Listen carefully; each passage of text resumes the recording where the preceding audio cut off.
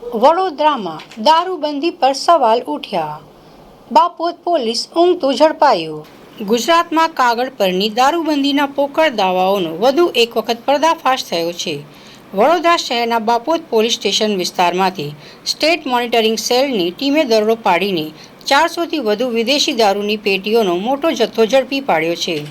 બાપોદ વિસ્તારમાં લાંબા સમયથી ચાલી રહેલા દારૂના કાળા કારોબાર પર એસએમસીએ દરોડો પાડીને સ્થાનિક પોલીસની કામગીરી સામે મોટા સવાલો ઊભા કર્યા છે.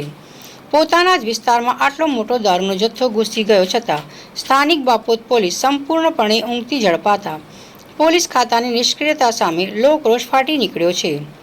ભાવનગર લઠ્ઠાકાંડ બાદ પણ તંત્ર ઘોર નિંદ્રામાં.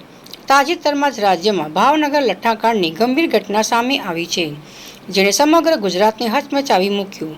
આટલી મોટી કરુણાંતિકા બાદ પણ વડોદરા પોલીસ ખાતું ઘોર નિંદ્રામાં હોવાનું ઘટના પરથી સાબિત થાય છે.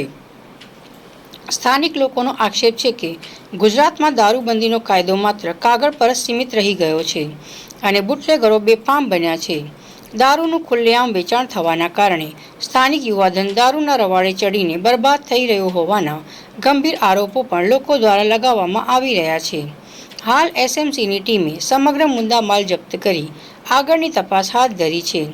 જ્યારે સ્થાનિક પોલીસની આવી ઘોર બેદરકારી સામે ઉચ્ચ કક્ષાએથી કેવા પગલાં લેવાય તે જોવું રહ્યું.